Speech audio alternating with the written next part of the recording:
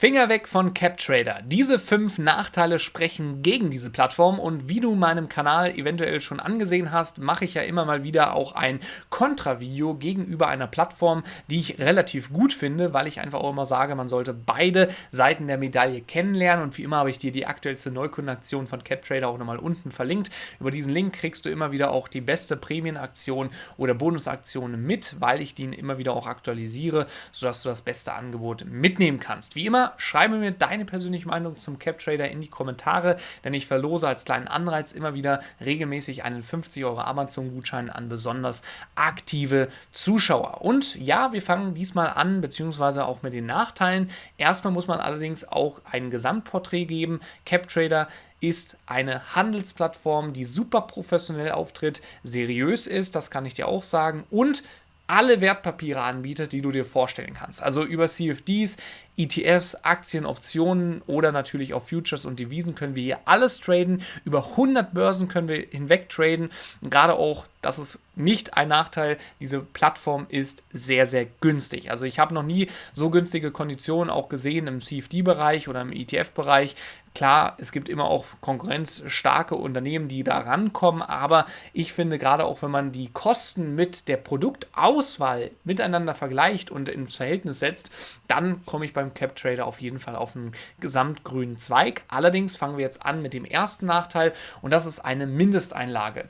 Wir haben nämlich eine Mindesteinlage von 2.000 €. Das ist natürlich für Anfänger sehr, sehr schwer, die zu erreichen und das sollte einfach hier bedacht werden, dass man nur ein Konto eröffnen kann, wenn man mindestens hier mit 2.000 € startet. Der zweite Nachteil ist, dass man nur einmalig eine kostenlose Auszahlung pro Monat bekommt, dann kosten die Auszahlungen wieder Geld. Das heißt, auch da solltest du dir Gedanken machen, ob du das Geld weiterhin arbeiten lässt für dich oder ob du eventuell jemand bist, der sich schnell auch mal wieder Geld auszahlen lassen willst, weil da natürlich dann auch eine erhöhte Gebührenkonstellation auf dich zukommt.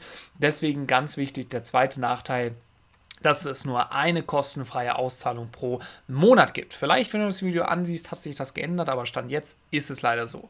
Die dritte sehr uninteressante Sache, sage ich mal, an CapTrader ist, dass du Inaktivitätsgebühren eventuell zahlen musst. Also sie sind möglich, wenn du zu lange kein Trade machst, dass dann einfach CapTrader auch beschließen kann, okay, jetzt wird ein kleiner Gebührenposten fällig. Deswegen auch hier solltest du dir wirklich überlegen, macht es Sinn, sich für CapTrader zu entscheiden? Ich persönlich sage ja, wenn du wirklich mehrere Trades machst oder zumindest ab und zu tradest, dass du hier nicht so eine Inaktivitätsgebühr zahlen musst. Der vierte große Nachteil meiner Meinung nach an der Plattform sind die Echtzeitkurse, die nur gegen ein Abonnement, also gegen Kosten sozusagen hier realisiert werden können. Das ist meiner Meinung nach jetzt nicht so ein starkes oder sehr, sehr, sehr starkes Nachteil oder ein Argument dagegen, weil man ja auch die Echtzeitkurse auf anderen Plattformen kostenfrei bekommt.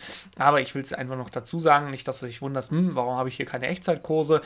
Das musst du dir über eine andere Plattform sozusagen wieder besorgen. Und der letzte Nachteil meiner Meinung nach ist einfach, dass wir hier keine Abgeltungssteuer automatisch abgeführt bekommen. Ich hatte das ja schon in dem letzten Video als Vorteil auch deklariert, aber ich kann natürlich mir auch denken, dass das wieder ein Nachteil sein kann, weil du natürlich als Anleger dann ein bisschen steuerlich einen größeren Aufwand hast, weil du das bei deinem Steuerberater eben abklären musst und dich selber darum kümmern musst, dass die Abgeltungssteuer hier bei den entsprechenden Finanzprodukten auch nochmal abgeführt wird. Das Ganze wird also nicht wie bei anderen Online-Brokern vollkommen automatisch passieren.